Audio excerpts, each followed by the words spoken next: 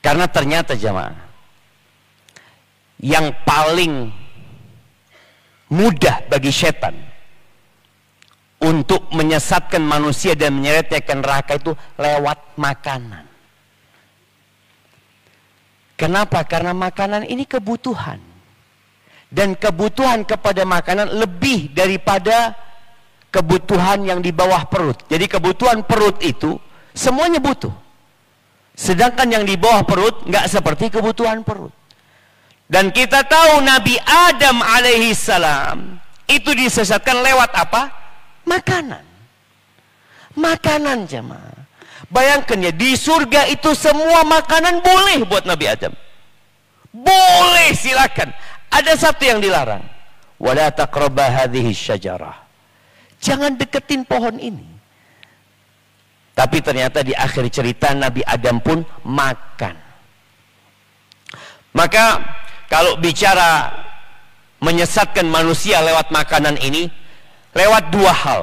Yang pertama, bagaimana manusia itu bekerja dengan cara yang haram, menghasilkan rizki dengan cara yang haram,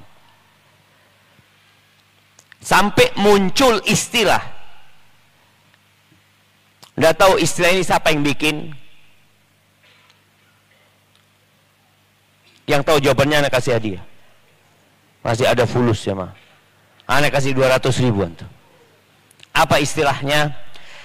Cari yang haram aja susah, apalagi yang halal. Siapa yang nyampaikan itu? Orang pertama yang mengatakan itu. Nggak tahu kan? Antum tahu? Anak, wah astagfirullah, anak menukil jemaah, nggak jadi sudah. Nah jemaah, ini ada seorang kiai di Jember, rahimahullahu taala. Dia kiai harismatik ya. Dia nyampaikan ungkapan ini, kata dia.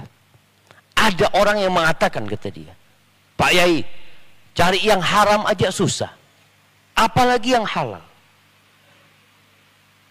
Pak Yai itu loh mengatakan, kalau saya katakan kepada fulan ini, ada orang yang hadir di situ, coba engkau cari yang haram, bawa ke sini, maka dia akan berhari-hari tidak dapat yang haram karena takut. Tapi kalau anak katakan cari yang halal, sekarang dia dapat. Jadi ini termasuk bisikan syaitan jemaah. Bagaimana sebagian teman-teman yang hijrah meninggalkan pekerjaan yang haram, kemudian dia berusaha untuk cari yang halal, lalu di tengah jalan dia mutung. Ternyata nggak bisa, Ustaz. Kita lihat yang namanya riba.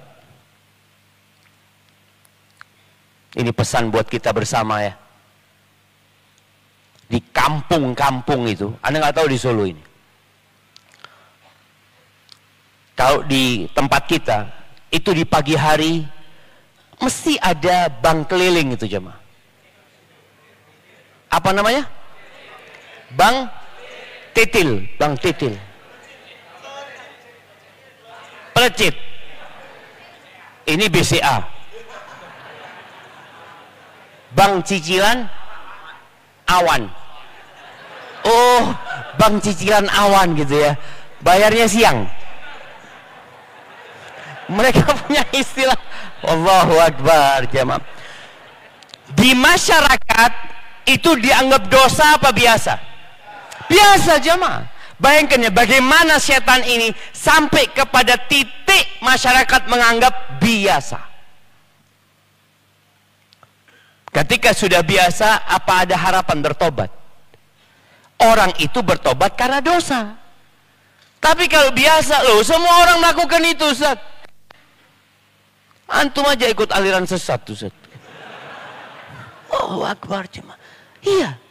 Karena mereka beranggapan tatkala kita menyampaikan kepada masyarakat, ini tidak boleh, ini langkah-langkah setan loh.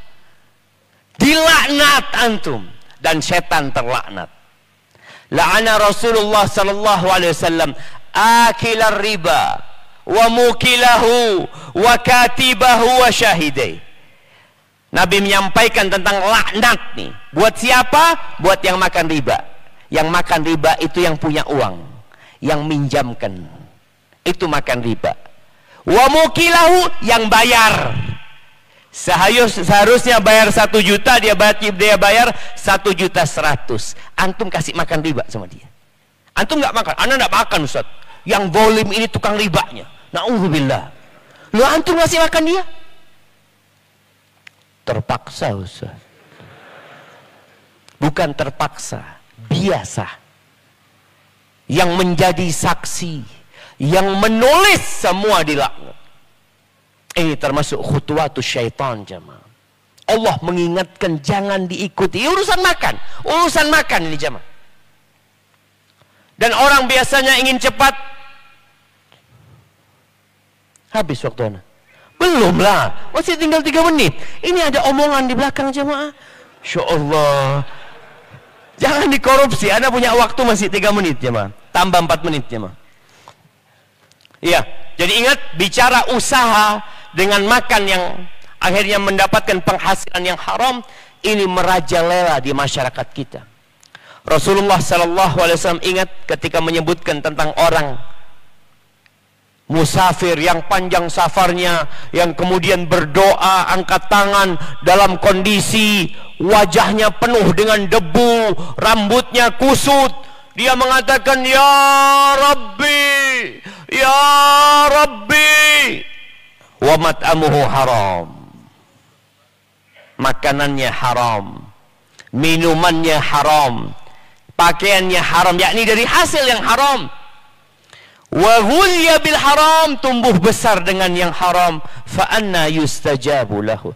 Gimana mau dikabulkan doanya? Yang jadi suami,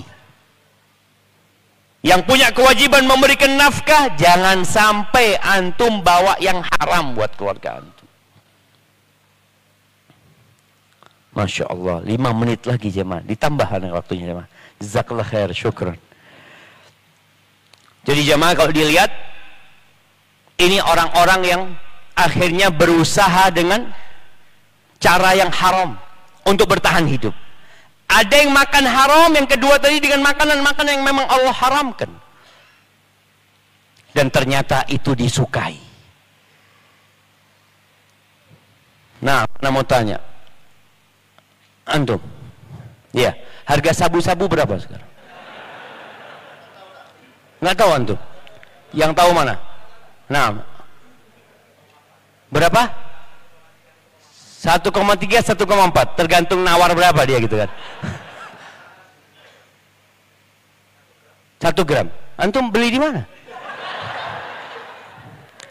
Kasihkan kepada dia jemaah. Antum bisa lihat nih jemaah, uang 100.000 nggak bisa buat beli sabu-sabu. 1,3, 1,4 lebih mahal daripada emas. Itu terlarang, tapi dicari sama orang. Dan ketika orang makan itu dimakan. Iya, dibakar kayak diisep kayak tidak tahu, tapi yang jelas itu yang membuat manusia jadi nggak benar. Berantakan hidupnya. Kalau sebagai suami, antum akan lihat bagaimana dia menjalani hidupnya. Dan ahibati fillah, yang terakhir waktu anda sudah habis. Manusia itu kenapa berusaha dengan cara yang haram atau dia makan haram? Karena dia takut miskin. Allah menyebutkan di surat Al-Baqarah ayat 268, Asy-syaitan ya'idukumul faqra wa ya'murukum bil fahsya. Setan itu selalu dia mengancam kalian dengan kefakiran. Kamu nanti bisa miskin, kamu nanti bisa fakir. Makanya orang-orang nggak mau hijrah karena takut miskin dia. Karena sudah enak dia, dan menyuruh kalian untuk jadi orang yang bakhil. Na'udzubillah min dzalik. Dan tadi kita dengarkan bagaimana ceramah Ustaz Musyaffa ketika menjelaskan orang-orang menyesal jemaah. Karena mereka tidak menginfakkan harta mereka. Mereka mencari harta yang halal. Ini yang halal ya, bukan yang haram. Ketika Allah mengatakan wa anfiqu mimma razaqnakum min qabli an ya'tiya ahadakumul maut. Orang kalau datang kematian, apa yang dia katakan? Rabbi laula akhartani ila ajalin qarib fa asaddaq wa akun minas solihin. Aku mau sodakoh ya Allah, undur umurku sedikit, kepingin sodakoh dari yang halal ya. Kalau yang haram nggak mungkin diterima sama Allah Azza wa Jalla. Dan ingin menjadi orang soleh, tapi selesai, ajal sudah datang kepada dia. Ada seorang, Al-Asma'i kalau nggak salah, dia melihat ada seorang laki-laki yang ngambil apel. Ada seorang yang bawa apel, biasanya dulu disuwun jemaah di atas kepalanya, dia ambil satu. Ini orang memperhatikan, ini nyuri mau dibawa kemana apel itu? Ternyata dia sodakohkan ke fakir miskin.